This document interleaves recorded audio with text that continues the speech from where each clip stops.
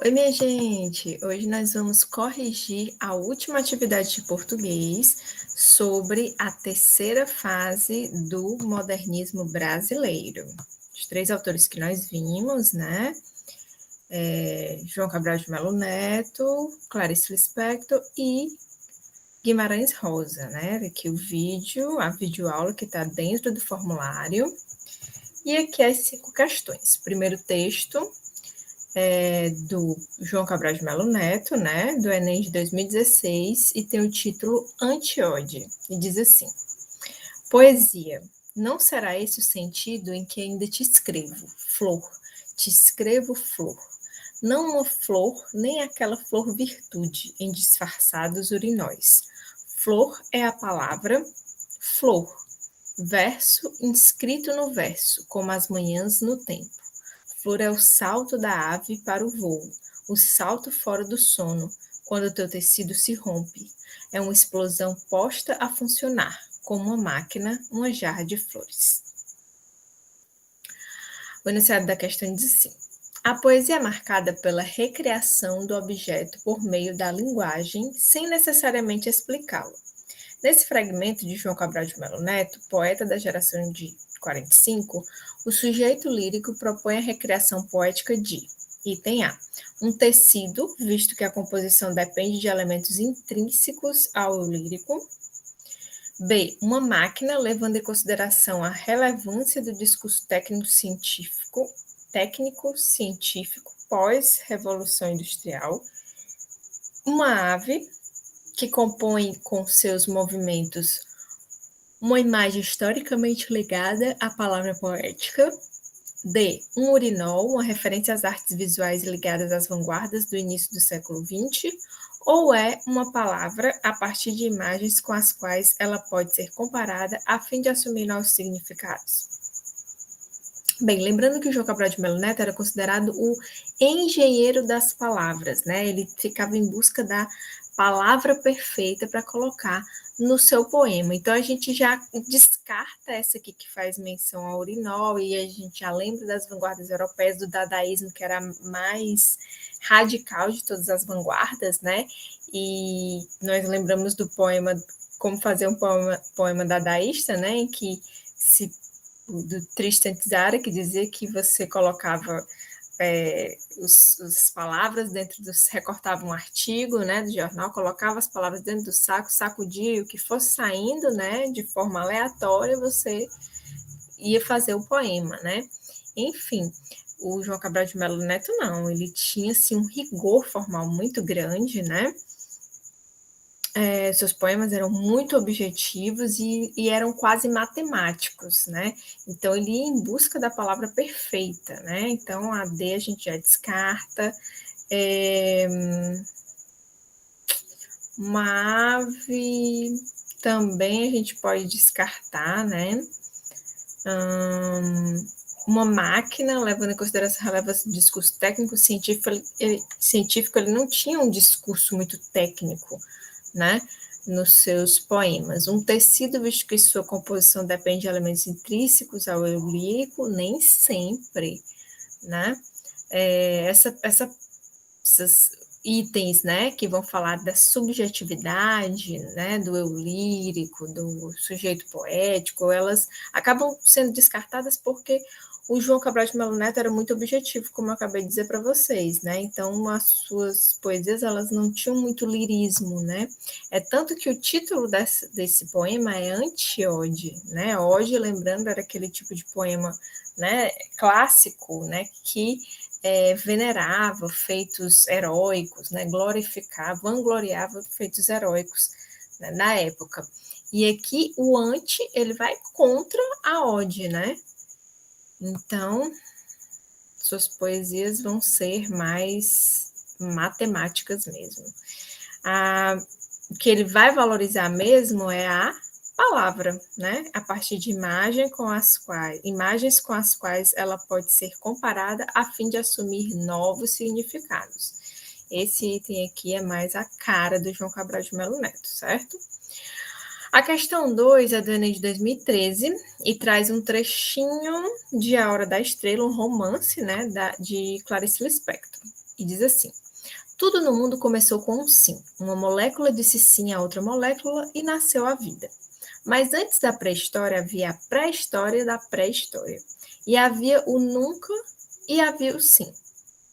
Sempre houve. Não sei o que, mas sei que o universo jamais começou. Enquanto eu tiver perguntas e não houver resposta, continuarei a escrever. Como começar pelo início se as coisas acontecem antes de acontecer? Se antes da pré-pré-história já havia os monstros apocalípticos. Se esta história não existe, passará a existir. Pensar é um ato, sentir é um fato. Os dois juntos sou eu que escrevo e que estou escrevendo. Felicidade? Nunca vi palavra mais doida, inventada pelas nordestinas que andam por aí aos montes. Como eu irei dizer agora, esta história será o resultado de uma visão gradual. Há 2 anos e meio venho aos poucos descobrindo os porquês. É visão da iminência de quê? Quem sabe se mais tarde saberei.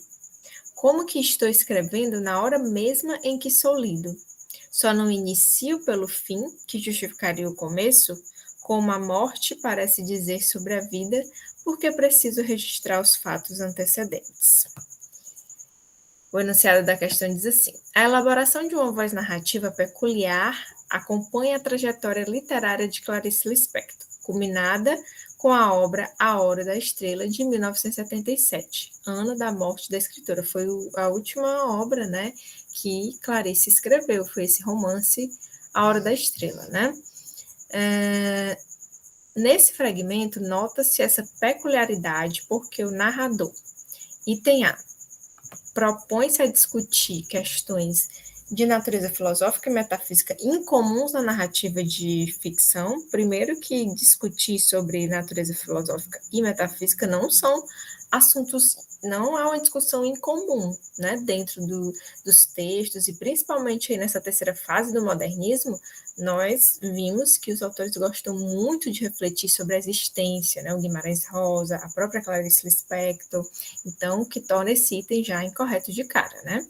B. Relata a história sem ter tido a preocupação de investigar os motivos que levaram aos eventos que a compõem, muito pelo contrário, né? A Clarice Lispector tinha essa preocupação, né? Ela era muito investigativa, né, nos seus textos. C. Observa os acontecimentos que narra sob a ótica distante, sendo indiferente aos fatos e às personagens. Também erradíssima essa questão. A Clarice Lispector é talvez desses 3 autores que nós vimos da terceira fase, a que vai mais buscar lá no fundo, né, da alma, né, o íntimo dos seus personagens, através de discussões, né, profundas sobre o eu, né, psicológica, análises psicológicas profundas, né, então não tem nada de distanciamento de seus personagens, né. D. Revela-se um sujeito que reflete sobre questões existenciais, ou seja, sobre a vida, né, e sobre a construção do discurso, exatamente. Ela está todo o tempo discutindo aqui sobre a vida, né, diz que tudo começou com um sim, uma molécula, outra molécula, nasceu a vida, né? Questões existenciais. Mas antes da pré-história havia a pré-história da pré-história, e aí vai discutindo, vai fazendo questionamentos, que é algo muito característico da Clarice Lispector, né? Aconteceu antes de acontecer, né? Se antes da pré-história já havia os monstros apocalípticos, se essa história não existe, passará a existir. Felicidade, nunca vi palavra mais doida. E aí ela vai refletindo e fazendo questionamentos, né? Fazendo com que o leitor reflita juntamente com ela. Então, é o item D. A terceira questão, também uma questão do Enem, só que de 2017, e também traz um texto da Clarice Lispector, agora um conto, né? E com o título Declaração de Amor. Esta é uma confissão de amor. Amo a língua portuguesa. Ela não é fácil, não é maleável. A língua portuguesa é um verdadeiro desafio para quem escreve. sobretudo para quem escreve tirando das coisas e das pessoas a primeira capa de superficialismo. Às vezes ela rege diante de um pensamento mais complicado, reage diante de um pensamento mais complicado. Às vezes se assusta com o imprevisível de uma frase. Eu gosto de manejá-la, como gostava de estar montada num cavalo e guiá-lo pelas rédeas. Às vezes, a galope. Eu queria que a língua portuguesa chegasse ao máximo em minhas mãos. E este desejo todos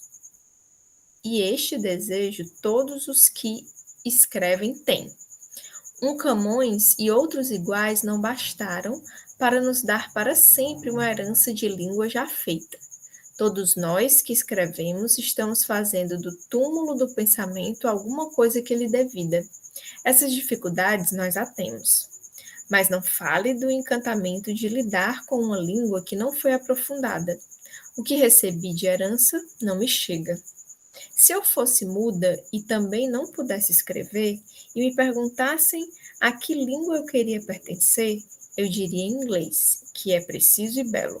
Mas, como não nasci muda e pude escrever, tornou-se absolutamente claro para mim que eu queria mesmo era escrever em português. Eu até queria não ter aprendido outras línguas, só para que a minha abordagem do português fosse virgem e límpida. Aí a Clarice expressando todo o seu amor, né, pela língua portuguesa. E o enunciado da questão diz assim: o trecho em que Clarice Lispector declara seu amor pela língua portuguesa, acentuando seu caráter patrimonial, né, nosso patrimônio, da nossa identidade cultural, né, e sua capacidade de renovação item A. Eu até queria não ter aprendido outras línguas, só para que a minha abordagem do português fosse virgem e límpida. B. Mas não falei do encantamento de lidar com uma língua que não foi aprofundada. C. A língua portuguesa é um verdadeiro desafio para quem escreve. D. Um Camões e outros iguais não bastaram para nos dar para sempre uma herança de língua já feita. Ou todos nós que escrevemos estamos fazendo do túmulo do pensamento alguma coisa que lhe dê vida. Bem, aqui, pessoal, o item correto é o item D. Um Camões e outros iguais não bastaram, né, para nos dar para sempre uma herança de língua já feita. Então, aqui a Clarice coloca para a gente essa capacidade de renovação da língua, né? Quando ela diz que o Camões, os autores, né, do Renascimento, os autores clássicos, né, da língua portuguesa, eles não bastaram, né, para falar, para colocar a importância que a nossa língua tem, né? Porque ela está sempre se renovando, né? Então dá esse caráter, né? Acentua, destaca esse caráter tanto de patrimônio nosso, né? E também da capacidade de renovação, ok? Então é o item D. A quarta questão é do Enem de 2011 e aí já traz um texto, né? Um trechinho de Grande Sertão Veredas, do Guimarães Rosa, e diz assim: quem é pobre pouco se apega, é um giro-giro no vago dos Gerais, que nem os pássaros de rios e lagoas. O senhor vê? O Zezinho, o melhor meeiro meu aqui, risonho e habilidoso, pergunto: Zezinho, por que é que você não cria galinhas da Angola como todo mundo faz? Quero criar nada não, me deu resposta. Eu gosto muito de mudar. Belo um dia, ele tora. Ninguém discrepa. Eu, tantas, mesmo digo. Eu dou proteção. Essa não faltou também à minha mãe, quando eu era menino, no sertãozinho da minha terra. Gente melhor do lugar eram todos dessa família Guedes, Gideão Guedes. Quando saíram de lá, nos trouxeram junto, minha mãe e eu. Ficamos existindo em território baixio da Sirga, da outra banda, ali onde o de Janeiro vai no São Francisco, o senhor sabe.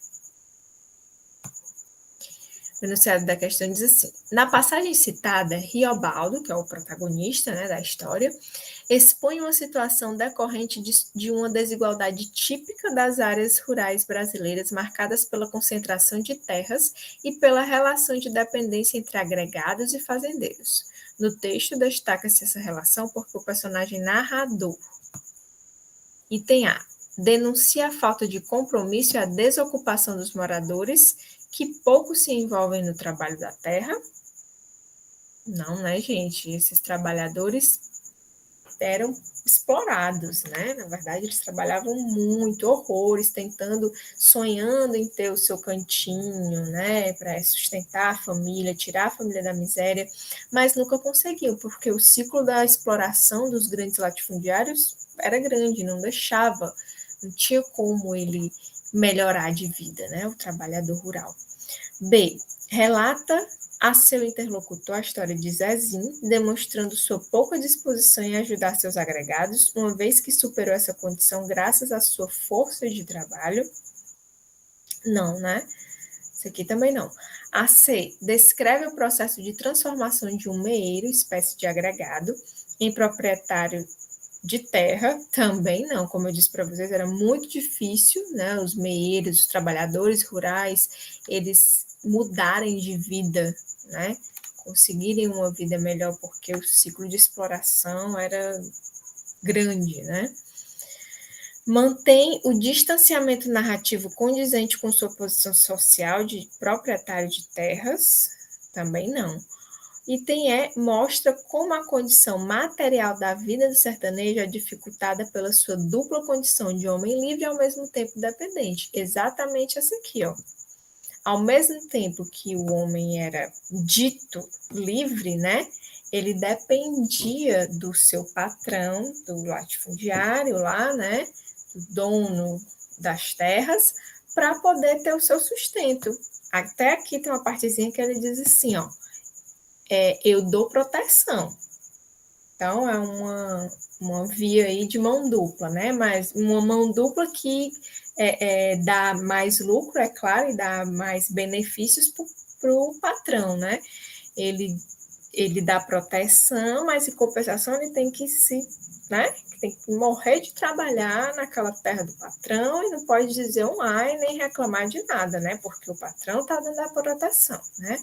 Essa era a maneira de ludibriar o trabalhador rural, né? Desde essa época até os dias de hoje também. Então, o item é o correto. E a última, gente, do Enem de 2015, também de um texto bem interessante do Guimarães Rosa, né? De um conto famoso Famigerado, né? Que é a história de um homem que é chamado de famigerado e ele fica louco porque ele não sabe o significado de famigerado, acha até que o amigo tá falando mal dele, enfim, ele fica perturbado porque não sabe o conceito de famigerado e aí esse conto gira em torno disso, né? Desse conflito. E aqui um trechinho que diz assim: com arranco, o sertanejo calou-se. Como arrependido de ter começado assim, de evidente. Contra que aí estava com o fígado em más margens, pensava, cabis meditado. Do que se resolveu. Levantou as feições. Se é que se riu, aquela crueldade de dentes. Encarar não me encarava, só se fito a meia esguelha. Latejava-lhe um orgulho indeciso. Redigiu seu monologar. O que frouxo falava de outras diversas pessoas e coisas da serra, do São João, travados assuntos insequentes como dificultação. A conversa era para teias de aranha. Eu tinha de entender-lhe as mínimas entonações, seguir seus propósitos e silêncios. Assim, ao fechar-se com o jogo, sonso, no me iludi, ele enigmava e pá! Vós-me se agora me faça a boa obra de querer me ensinar o que é mesmo que é, faz-me gerado, faz-me gerado, faz-me geraldo, familias gerado, enfim, né? A linguagem peculiar é ou seja, particular, né? É um dos aspectos que conferem a Guimarães Rosa um lugar de destaque na literatura brasileira. O Guimarães Rosa, como eu disse para vocês, era o rei dos neologismos, né? De inventar palavras, como a gente pode ver aqui algumas, né? Dificultação, insequentes, cabis meditado, né? E aí ele vai brincando com a língua, né? No fragmento lido, a tensão entre a personagem e o narrador se estabelece porque item A fala do sertanejo é interrompida pelo gesto de impaciência do narrador, decidido a mudar de assunto da conversa. B. A palavra desconhecida adquire o poder de gerar conflito e separar os personagens em planos incomunicáveis. C. O sertanejo emprega um discurso cifrado com enigmas, como se vê em A Conversa Era para Teias de Aranhas. D. Entre os dois homens cria-se uma comunicação impossível decorrente de suas diferenças socioculturais. Ou o narrador se cala, pensa e monologa, tentando assim evitar a perigosa pergunta de seu interlocutor?